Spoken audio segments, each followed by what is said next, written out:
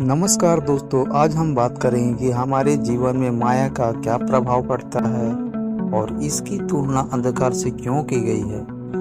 तो चलिए इसके बारे में जानने की कोशिश करते हैं। ये विषय केवल दर्शन या आध्यात्म से नहीं बल्कि हमारे जीवन के हर पहलू को प्रभावित करने वाला है। कृष्ण को सूर्य की तरह और माया को अंधकार की तरह देखा गया है और यह सोचने का तरीका हमारी सोच को, हमारी धारणाओं को और हमारे जीवन को बदल सकता है। तो आइए हम इस विषय को गहराई से समझने का प्रयास करते हैं। ज्ञान का प्रकाश कृष्ण को सूर्य के समान बताया गया है। सूर्य क्या करता है? वह प्रकाश देता है और जहाँ सूर्य होता है वहाँ अंधकार का कोई अस्तित्व नहीं हो सकता। यह विचार एक गहरे प्रतीक का प्रतिनिधित्व करता है। सूर्य की रोशनी में हम चीज़ों को स्पष्ट रूप से देख पाते हैं। सूर्य ना हो तो हम यह भी नहीं जान पाएंगे कि हमारे चारों ओर क्या हो रहा है। इसी प्रकार कृष्ण हमारे जीवन में सत्य के प्रकाश के रूप में आते हैं। जब सूर्य उगता है तो हम देख सकते हैं कि सामने क्या है। हम यह समझ में आता है कि कुत्ता कुत्ता है, लोमड़ी एक लोमड़ी है और इंसान इंसान है। यह सरल प्रतीत होता है, लेकिन यह सरलता कृष्ण के ज्ञान की शक्ति को दर्शाती है। कृष्ण की उपस्थिति हमारे जीवन में भ्रम का अंत करती है। जब तक हमारा जीवन कृष्ण के ज्ञान के प्रकाश से भरा होता है, तब तक हमारे अंदर भ्रम की कोई जगह नहीं होती। यह वैसा ही है जैसे सूर्य की रोशनी में सभी चीज़ें साफ साफ दिखती हैं। जब हम अपने जीवन में कृष्ण के ज्ञान को अपनाते हैं तो हमें सच्चाई का बोध होता है। हम चीज़ों को वैसे ही देखने लगते हैं जैसे वे वास्तव में होती है। यह हमें उस अज्ञान से मुक्त करता है जो हमारी वास्तविकता को समझने में बाधक होता है। भ्रम का जाल दूसरी ओर माया को अंधकार के रूप में देखा गया है।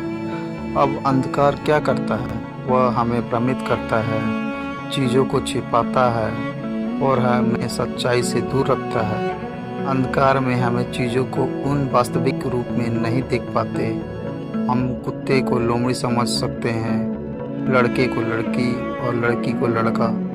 यह उदाहरण केवल दृष्टांत है, लेकिन यह दिखाता है कि अंधकार में हमारी धारणाएं कितनी गलत हो सकती हैं। माया, जिसे अज्ञानता और भ्रम का प्रतीक माना जाता है, ठीक ऐसा ही करती है। यह हमें सच्चाई से दूर रखती है और हमें ऐसे चीज़ों में उलझा देती है जो असत्य है। यह बाहरी दुनिया की चीज़ों के प्रति हमारी आसक्ति को बढ़ाती है और हम अपने भीतर वास्तविकता को भूल जाते हैं। अब हम इस गहरे विचार को और अधिक स्पष्ट करने के लिए अपने जीवन पर ध्यान देते हैं। माया केवल बाहरी अंधकार नहीं है, बल्कि यह हमारे भीतर भी विद्यमान है। हम सभी इससे अपने जीवन में अनुभव करते हैं। जब हम बाहरी वस्तुओं, संबंधों और मान्यताओं के साथ अपनी पहचान बनाने लगते हैं, हमारे 5 इंद्रियों द्वारा हमें जो अनुभव मिलता है वह बाहरी दुनिया का होता है। हमारी आँखें हमें हमारा शरीर दिखाती है, कान हमें ध्वनि का अनुभव कराते हैं और अन्य इंद्रियां भी बाहरी संसार से जुड़े अनुभव देती है। जब हम इन बाहरी अनुभवों के आधार पर अपनी पहचान बनाने लगते हैं, तब माया का प्रभाव हम पर हावी होने लगता है। शरीर माया नहीं है, परंतु शरीर के साथ हमारी पहचान माया है। यह विचार हमें बताता है कि शरीर तो अस्थायी है, इसकी शुरुआत और समाप्ति निश्चित है। फिर भी हम इस अस्थायी शरीर के साथ अपनी पहचान बनाने लगते हैं। यह पहचान माया का जाल है जो हमें सच्चाई से दूर कर देता है। माया का प्रभाव केवल शरीर तक सीमित नहीं है, यह हमारे जीवन के हर पहलू में मौजूद है। जब हम किसी देश, परिवार, समाज या धर्म के साथ अपनी पहचान बनाने लगते हैं, तब भी यह माया का ही रूप होता है। परिवार, रिश्तेदार और देश माया नहीं है, वे वास्तविक है। लेकिन जब हम अपनी आत्मा को किसी सीमित पहचान के साथ जोड़ने लगते हैं, तब यह माया होती है। आत्मा शाश्वत और असीम है, उसे किसी सीमित पहचान में बांधना माया का प्रभाव है। यह भ्रम हमें बाहरी दुनिया में उलझाए रखता है और हमें आत्मा की सच्चाई से दूर करता है।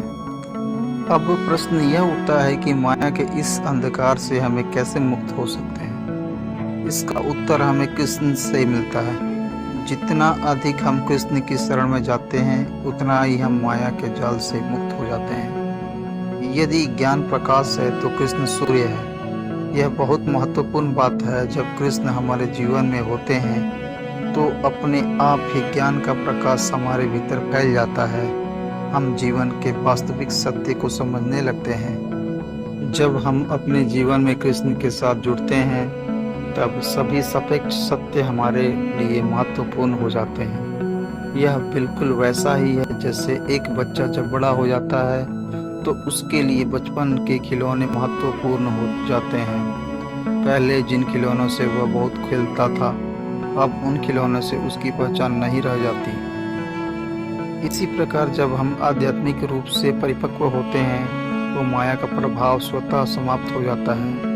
हमें सापेक्ष सत्य की कोई आवश्यकता नहीं होती। हम सत्य के साथ एकात्म हो जाते हैं। माया से मुक्ति का अर्थ है आत्मज्ञान की प्राप्ति। यह प्रक्रिया एक सपने की तरह है।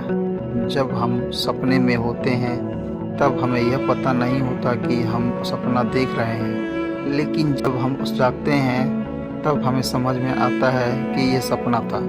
इसी प्रकार माया के जाल में फंसकर हम सपनों की तरह भ्रम में जीते हैं। कभी कभी हम सपना देखते हैं कि हम जाग गए हैं, लेकिन वास्तव में हम सो रहे होते हैं। बहुत से लोग अपने आप को आत्मज्ञानी मानते हैं, लेकिन सच्चा आत्मज्ञान बहुत ही दुर्लभ है। कृष्ण को सूर्य के समान माना गया है, जो हमारे जीवन के अंधकार को समाप्त कर देते हैं। जब हम कृष्ण की शरण में जाते हैं तब हमारे जीवन का सारा अज्ञान समाप्त हो जाता है। कृष्ण का प्रेम, उनकी दया और उनके प्रति नाम हमें उस अज्ञान से मुक्त कर देते हैं जो हमें सच्चाई से दूर रखता है। कृष्ण के साथ प्रेम का संबंध बनाना हमें माया के जाल से मुक्त कर सकता है। हमें बस अपने हृदय को कृष्ण की प्रेम के लिए खोलना होता है। जब हम अपने जीवन में कृष्ण को स्थान देते हैं तो माया का अंधकार स्वतः समाप्त हो जाता है। कृष्ण का नाम, उनकी लीलाएं और उनका स्मरण हमारे जीवन को शुद्ध कर देते हैं। कृष्ण का प्रेम और माया से मुक्ति, अंततः यह निष्कर्ष निकलता है कि कृष्ण की तुलना सूर्य से और माया की तुलना अंधकार से करना एक गहरे आध्यात्मिक सत्य को प्रकट करता है।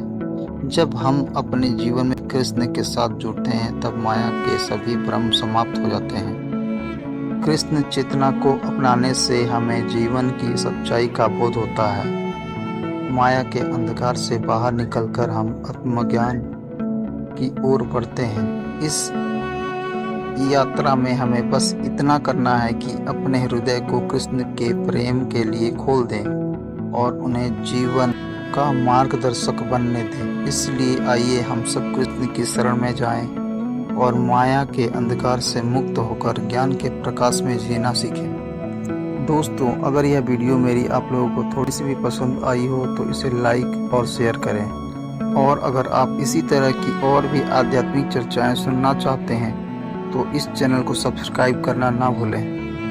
तब तक के लिए धन्यवाद। फिर मिलते हैं एक नई पोस्ट के साथ।